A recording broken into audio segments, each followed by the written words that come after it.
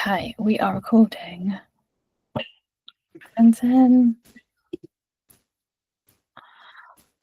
right, so welcome to today's webinar. Actually, let me just move my screen around so I can still see.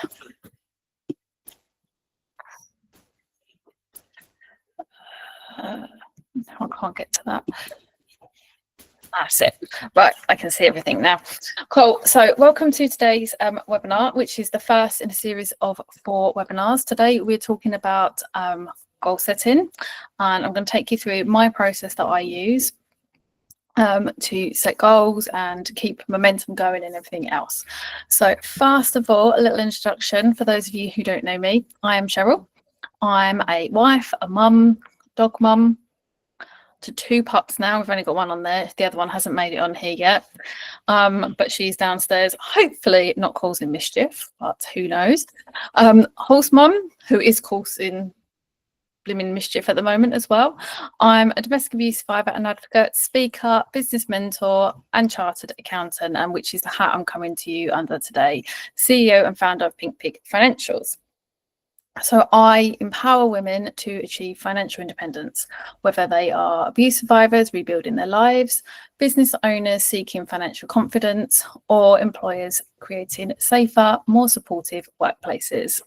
And why do I do what I do? Because I never want anyone to feel trapped like I was. So yeah, pop over and so you can scan that QR code on your phone to pop over and say hello to me on Instagram if you would like to. The future belongs to the beauty of those who believe, like the future, I'm not kind of saying now, the future belongs to those who believe in the beauty of their dreams. This is probably one of my favourite, if not my actual favourite quote ever, because it so resonates. And if you've ever seen me in my office, you may have seen that I've got those on my shelves engraved on my wall, which will be back on the wall when my new office is sorted and has a ceiling and walls. So why do we need goals? So goals provide direction and focus. They act as a roadmap, guiding our actions and decisions. They help us to prioritise tasks, to allocate our time and resources effectively, and ensure we're working towards what truly matters. I'm sure many of us have been there where we are working away, doing all the things, and quite often a lot of those things are not working towards our goals or getting us closer towards our goals. So having those goals will help us to keep on track and prioritise the things that we're actually doing to make sure we're moving closer to our goals. Goals also motivate and inspire us. So having clear goals gives us something to strive for, something to push us forward, especially when we're having challenges. At the moment, my goal is currently to get an office, and it's keeping me going. So they are definitely there to motivate and inspire us, and fuel that motivation to get to where we want to be. They also help us to measure progress and success. So tracking our goals allows us to see how close we are to them, how far we're going, seeing our progress, no matter how small, because I think quite often, especially when we set really big goals, all we can see is we're not reaching the goal. However, once we're tracking that progress, we can see our progress towards it, even if it's a small one. And I know Michaela and I, we've heard a lot about the gap and the gain. And this is it, making sure that we are acknowledging how far we've already come towards our goal. And goals also promote self-mastery. So the process of setting and achieving goals, it builds our characters, increases our self-confidence, and just fosters a sense of self-mastery. It allows us to recognise our strengths, identify areas for improvement, and develop skills that we need to overcome any challenges. And last off, goals enhance our well-being. So they contribute to an overall well-being by providing a sense of purpose, meaning, and direction in our lives. They can also increase our happiness when we achieve them. Obviously, that satisfaction of ticking off a goal that we've been working towards, and just the journey of working towards that goal as well. So I'm going to start off with a little bit of the types of goals that we can be looking at.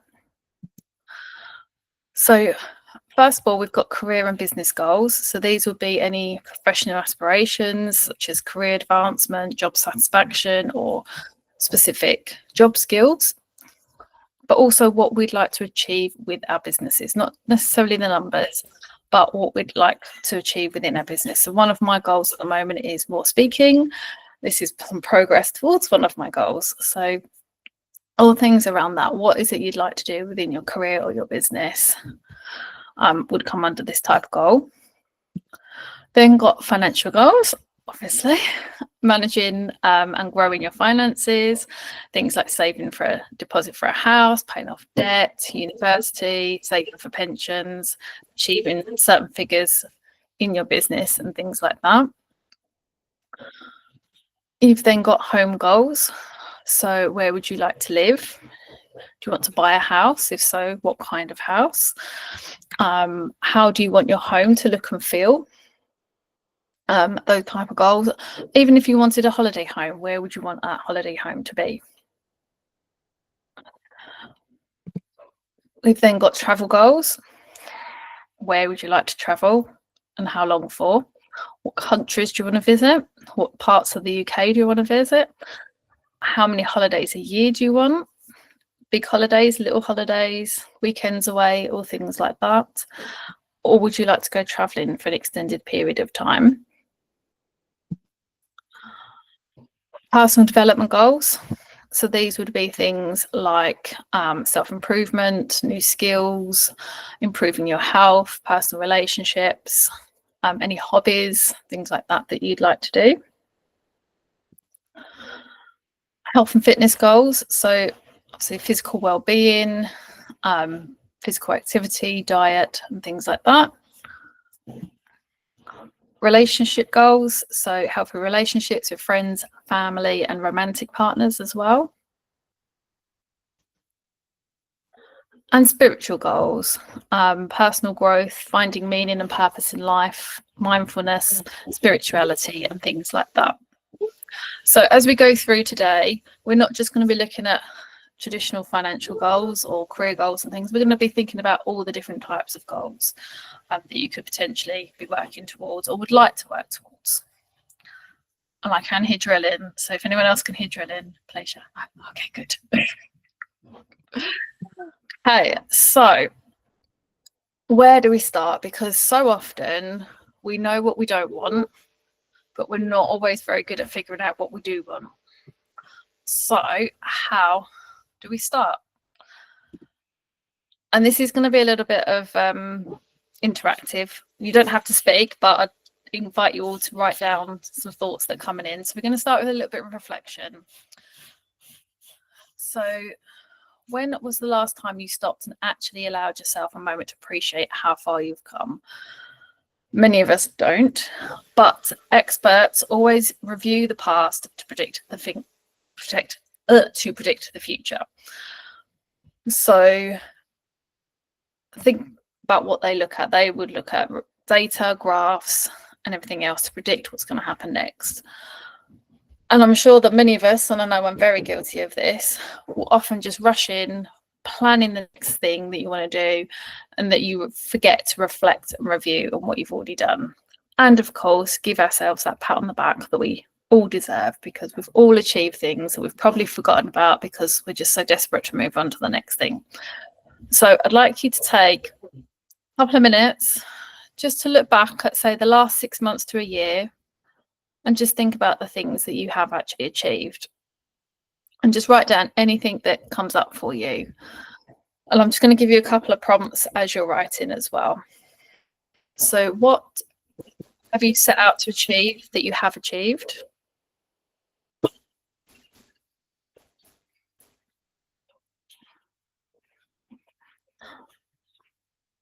What have you learned on that journey as well?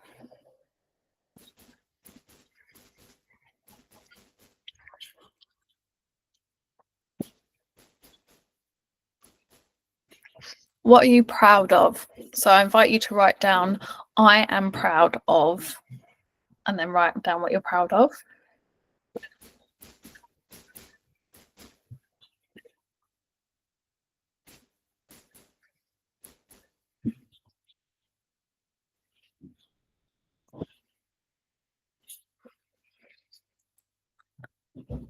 What 3 things?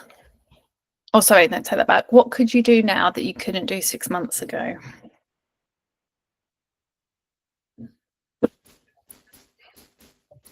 And I would even say put in the silly little things like we actually plumbed a washing machine in a few nights ago. Never done that before. So now adding plumbing skills to my resume.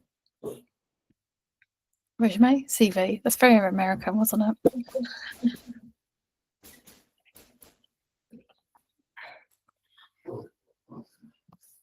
What things have you done well that you could do more of? And I think this is a really good one because we often focus on all the things that have gone wrong, but not quite necessarily on the things that have gone right that we could actually do more of.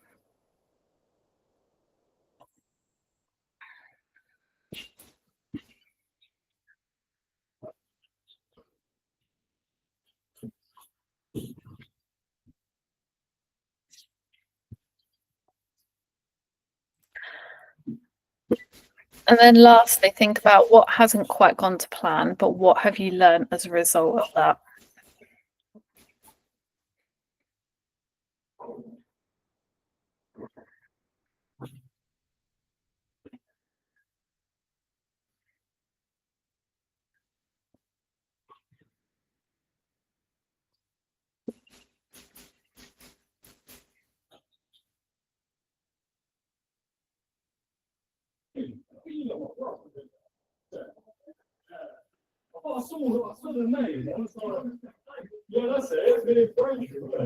You hear voices. So noisy.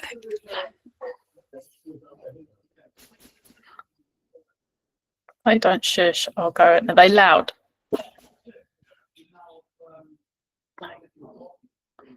I'll go and tell them in a second. You carry on, she says. We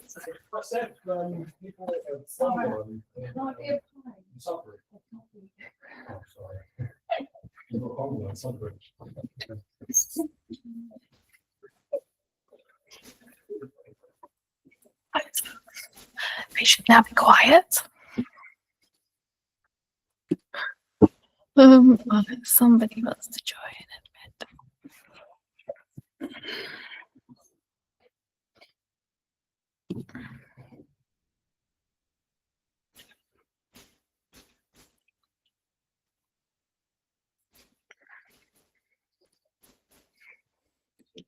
Oh.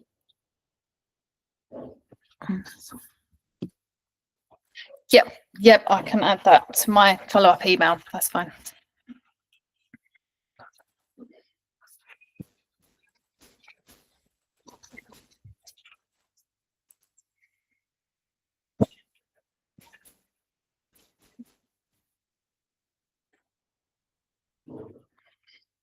Well, is everybody finished or does anyone need any more time?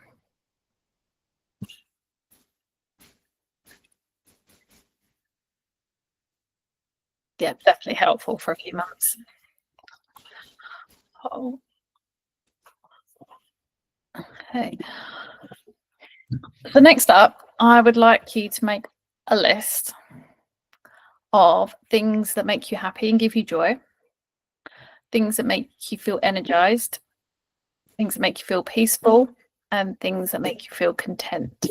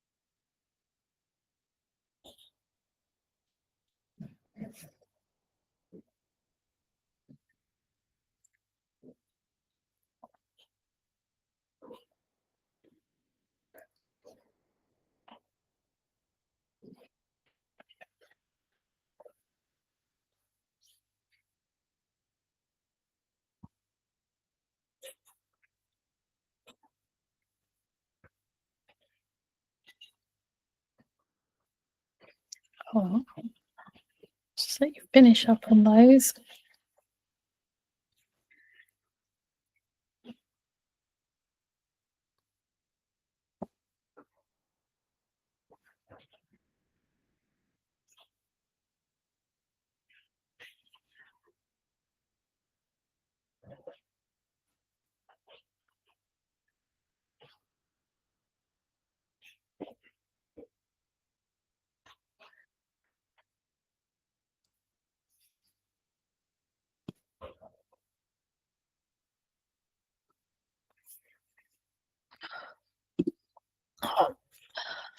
So now I'd like you to think about, what does success mean to you?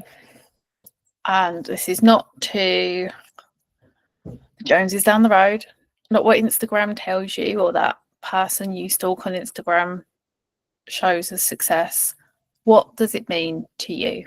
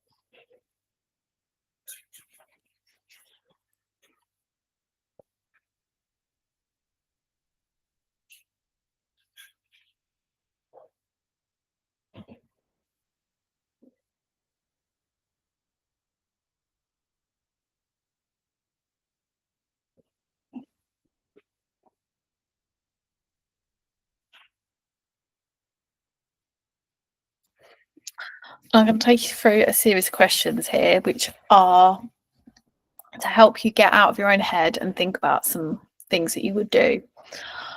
Because I think so often we limit ourselves, because whenever we think about what we could do, we straight away go to all the reasons why we can't do it. So these next few questions are literally for you to write down anything that crops into your head, no matter how silly it might sound right now. So the first one, what would you do if you won the lottery?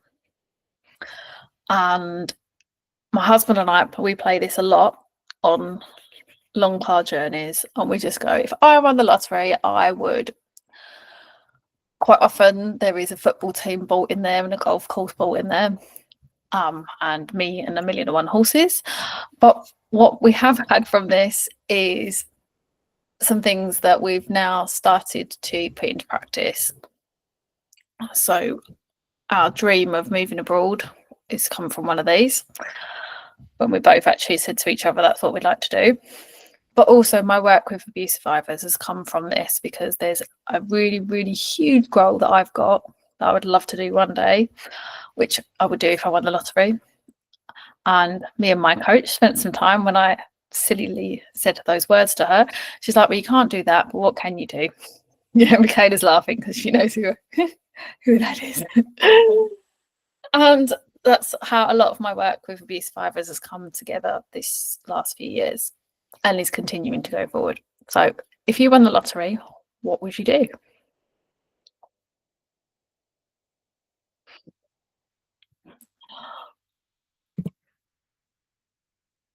Another way to look at it is, if you say to yourself, wouldn't it be cool if I did XYZ? And again, just write down whatever comes to mind. Do not let that little voice in your head say, don't be silly, because this is where we're going to write down all the silly little things and no one can see what you're writing.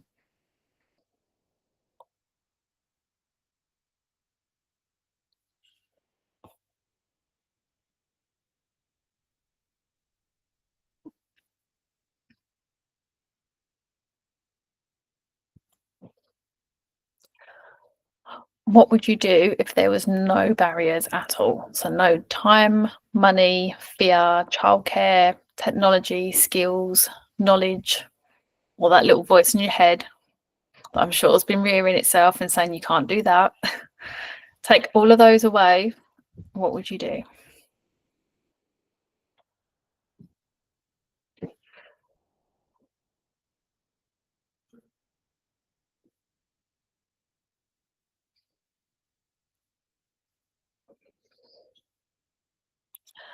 And then the last question on these is, what would you do if success was guaranteed? So if you couldn't fail, what would you do? And again, no silly dreams or impossible wishes in here.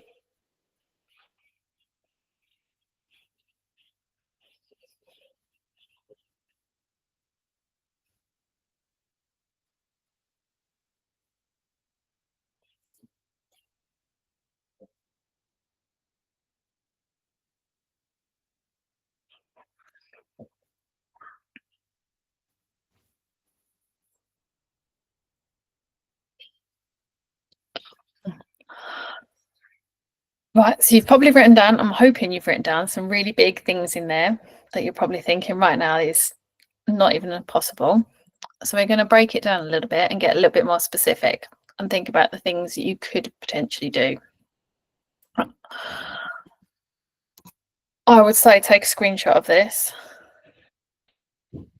and really go through this at some point afterwards. I ask you to try and take half an hour or so after this session just to go into a little bit more detail what you've been doing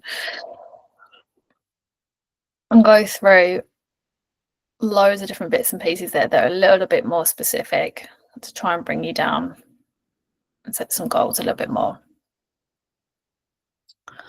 But also some things to think about, because I'm hoping you've been thinking big, and these are going to be a little bit more to help you refine the things that you want to do and you'd like to do.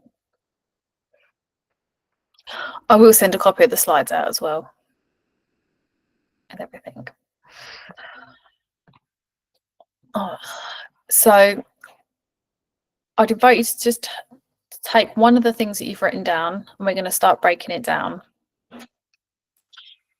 And we're going to map them into some stepping stones. So dreams become reality when we break them down into manageable pieces. And this isn't about limiting, it's about creating a path to reach them. So I really love the SMART goals framework. And if you haven't heard of it before, I will go through it in a second. But I use this as like a signpost for my journey. So they help you and so on. And this helps me to make my goals and dreams feel a lot more achievable. So the SMART framework is specific. So instead of saying I want to be independent, something a little bit more specific would be I want to try to learn how to manage my own money. Measurable, you need to have it measurable so that you know you're making progress towards it.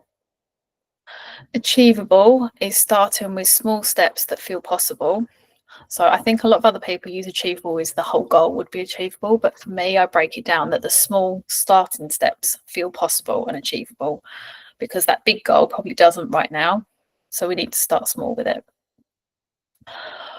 Relevant is a really big one. Is why does this goal matter to you? Because if the goal doesn't matter, you're never going to achieve it because it doesn't matter. So it's why does it matter to you? And time bound is setting some time frames that feel comfortable but achievable.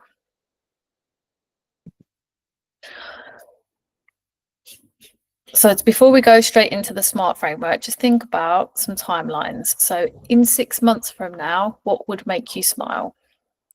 What one thing would make you feel more secure in your daily life, that you're progressing towards one of your goals, or the goal that you've chosen to delve into a bit further here? What simple routine would you like to establish to move closer to that goal? And I guess more importantly, what small step forward would help you feel that that goal is achievable? And then in 1 year from now, what would make you feel proud when you look back on the last year? And what skill or strength would you like to have developed towards that goal? And then thinking further ahead into 3 years, what kind of rhythm would you like to have created for your life? And what achievement would make you feel strong and capable or in control of what you're doing?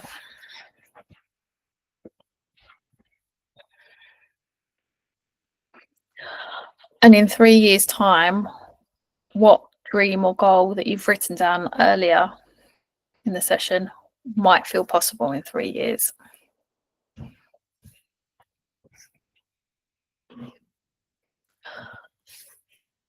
So I'd really encourage you later on today to go back over everything that you've written already and just write down some time frames of when you would like to achieve those things. Even if it is 5-10 years down the line, just popping that on there will help you to feel that you can start working towards them in some way, shape or form.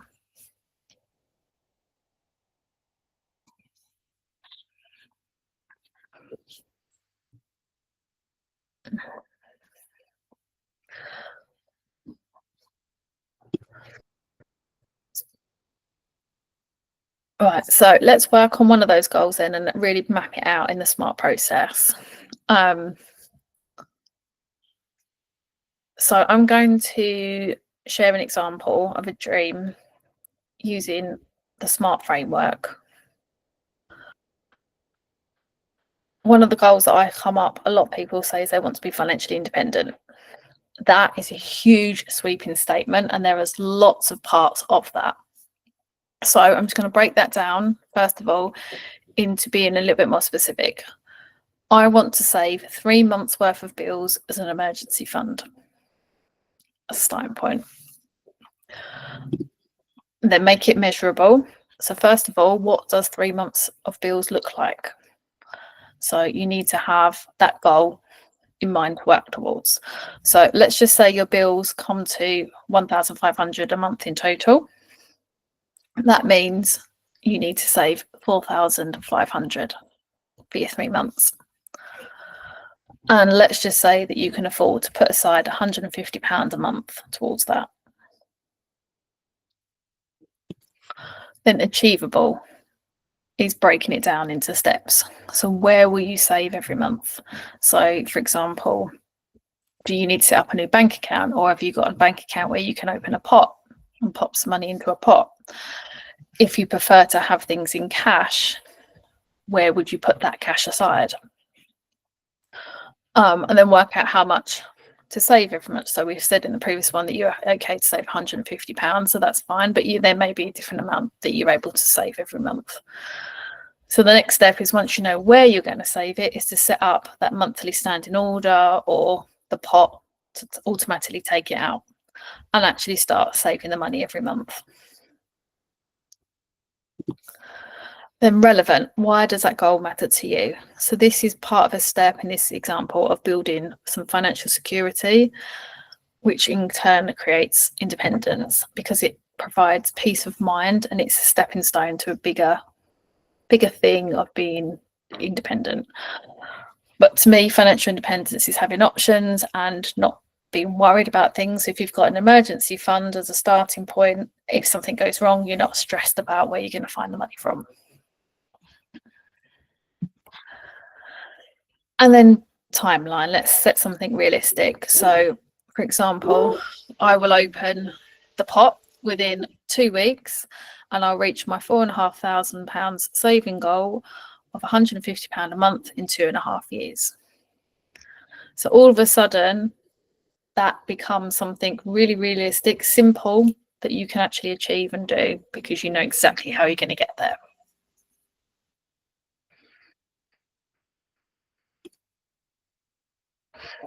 So let's take a couple of minutes for you to write down one of your things on your list of how you can turn it into a SMART goal, even if that means breaking it down and it's the first step is a SMART goal.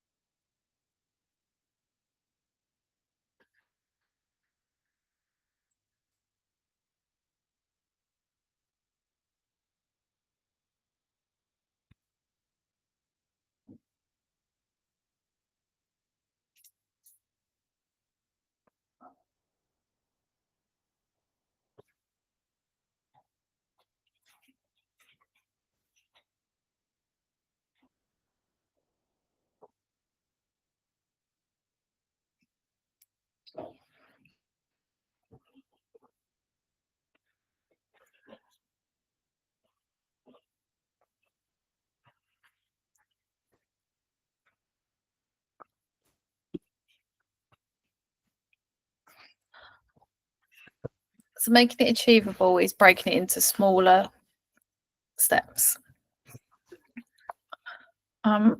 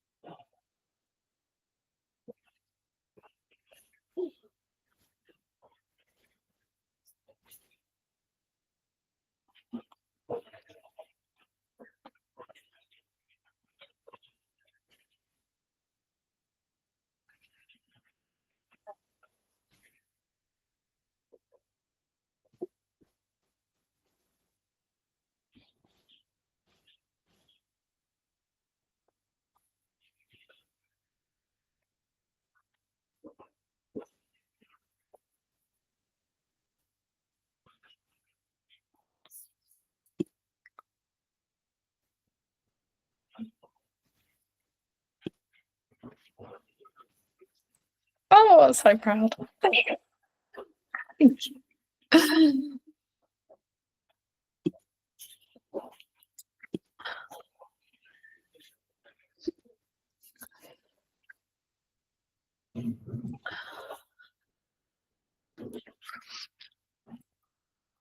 So when I'm feeling overwhelmed and a bit like I can't do anything, I use this 3 small steps process, because dreams, especially big dreams, can feel really overwhelming, but they're just a collection of smaller steps. So I like to think of it as like planning a journey. I don't need to know the entire way I'm going on the sat nav. I just need to know the next few steps ahead of me. So every small step counts as progress for a start. We always like progress. Progress isn't always linear, and that's okay. You also get to decide the pace of the steps that you take, and you can adjust the goals as you grow as well, because quite often the goal that you initially set isn't always the goal that you actually want by the time you get there. So for example, we set a goal of we wanted to move to Cyprus, and initially we wanted to have done it by now. Didn't quite work, but we've changed the goal now as well. It's not quite what we want anymore, so that is okay. And remember to celebrate the small wins as you go, because that builds confidence, which also builds momentum and drives you forward as well. So 3 small steps. The first step, which I have stolen from my coach. First steps, I love that. And this is the tiny beginning that feels completely possible, that you could do within the next couple of minutes. So think about what is the smallest possible action that you could take when you get off the call today. What step feels almost too small and too easy, but you could do it in just 5 minutes or less? That is your first step. So it could just be writing down your steps is your first step.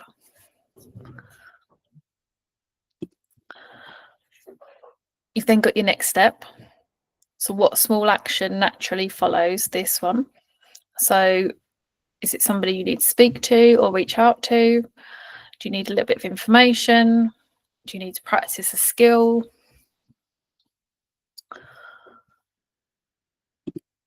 And then you've got your building step, which again builds confidence from the first 2. So what's the next thing you need to do after that? Maybe a slightly bigger action that you need to do within the next week or so.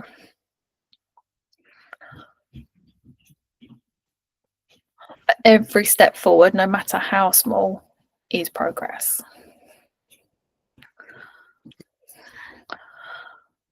So a final few bits to go over. Try not to focus on too many goals at once, because we get overwhelmed. Sorry. Oh, okay, cool. I'll see you soon. Bye. So yeah, trying to focus on 1 or 2 steps at a time, goals at a time, sorry, so you don't get too overwhelmed. This one is really hard for me, but not everything needs to be done now. And this is a really hard one for me and my husband, especially at this moment. If a goal or a step feels too big, then break it down. If you're a visual person, then creating a vision board might actually be really helpful for you because you can see it. So I have got a vision board, which is the screensaver of my laptop, which is really great because I see it every single day. I've also got it in my notebook as well, printed out version, but whatever works for you. And then there's 2 other exercises that I like to do. So if anyone follows Grace Beverley, you may have heard of or you may have heard it anyway, but she was talking about it quite recently, the Lionsgate portal, where you write a letter to your future self. And you can do that at any point throughout the year, but the Lionsgate portal, it was like the most, I don't know, manifesty time to do it. I don't quite know what the correct word is, but that was quite recently. But I really do love the future you letter. So you can write a letter to yourself, telling yourself all the things that you've achieved in the last year, which is really great. And ChatGPT, I know a lot of people don't like it, but it is your friend. I have used ChatGPT before to write in all the things that I want to do. And I ask it to write a story in a day of my life based off of my future self. And in that future self, I would use the day in the life that we talked about earlier in the session. I would actually pop that into ChatGPT and ask it to write me the story. Then, once I'm happy with what it gives me, I ask it to create me a daily schedule to follow that will allow me to achieve it, like step by step. And I think ChatGPT we quite often think of is just there to write things for us, but it's actually there to help brainstorm and dream and things as well. And it's really good. I spent a lot of time with my bot yesterday working on my other business, which was just like, wow. So yes, that really does help.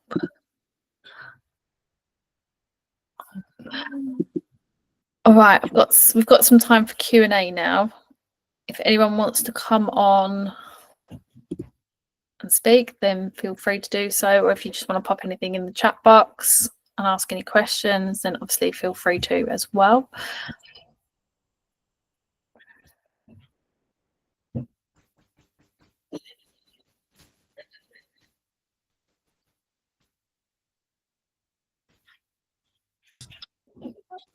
I'm gonna speak. Is that right? I think like the whole SMART goals. I've heard it before. I've not done it. Obviously, I've just said in the chat that I have done it, but I'm still wary of like, even though my goal feels really lofty, and it is like because I'm doing it like all on my own. How do you keep like? I guess it's reflecting and reviewing each time, but I'm putting that time in and celebrating stuff. Yeah. So what I do even silly little things from like break it right down. And if there's this particular task that I don't particularly want to do, but I know it's going to get me there, I'll be like, once I've done that task, I'll have a cup of tea or a bar of chocolate or whatever treat I've got in my cupboard, which helps me in the micro as you go. But then when I get to like a bit of a bigger thing and I've achieved a few steps towards it, I'll set myself a treat for it, whatever it can be. And I find that really helps me to keep going towards it and taking those baby steps. Maybe every little baby step you can give yourself some kind of reward for it as a celebration. Or it could be if you've got to a major milestone, you're going to have a spa day or whatever it is for you that helps you to keep motivated, but recognizes and rewards yourself for where you're getting for. Because I think once you reach those milestones, it then builds the momentum because you want the next treat and the next treat. Even though the end goal is a massive treat in itself, the little ones along the way really do help. Yeah. So when you're like, obviously you're scheduling like your steps out or you're planning them out, do you plan your treats in there? Do you have an Excel sheet? Do you just have it in a Word document? I use Notion. Okay. Just the free one. Well, the free Notion, but I've bought the productivity planner, which I think it's about 42 quid or something like that. And it's you get it forever, but it just saves you having to set it all up because it's all set up for you.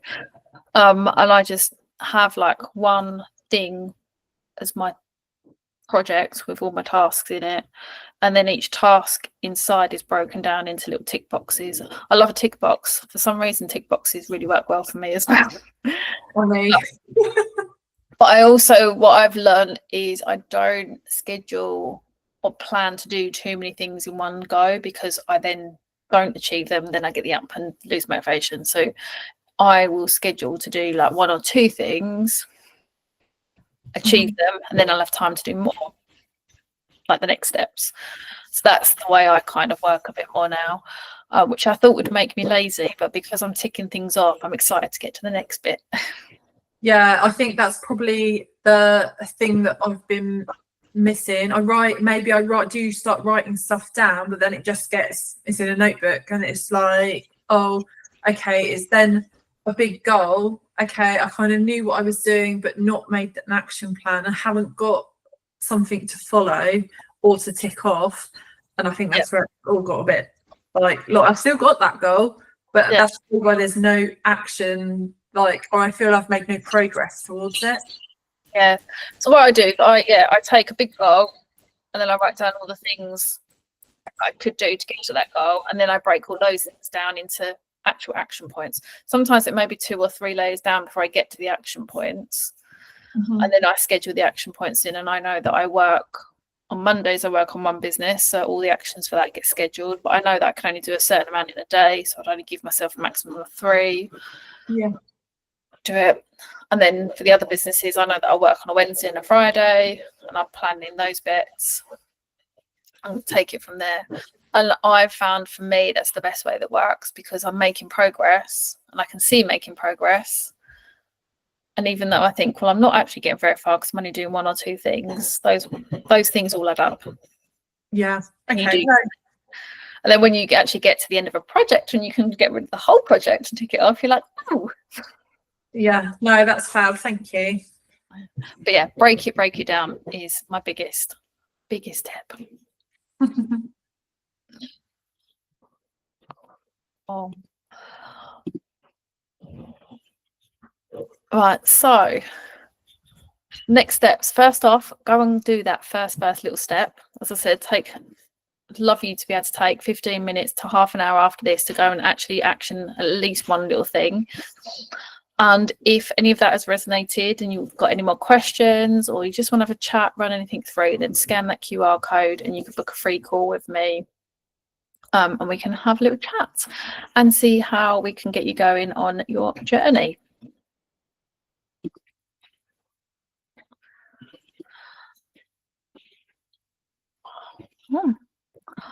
Well, thank you so much to everybody who's come live. Thank you to everyone who will be watching the recording in the future. I've really enjoyed it today, and I hope you have too, and I hope it's been helpful. And I would really love to hear if you want to share any goals to be held accountable. I'd love you to just drop me an email or pop me a message on Instagram with them, and I will hold you accountable. But yeah, the biggest thing you can do is just break things down and just go and do the first step. Make it as tiny as possible that you can actually do it today and achieve something and tick it off your list. So yes, thank you very much for coming, and I hope to see you all soon. See you later. Bye.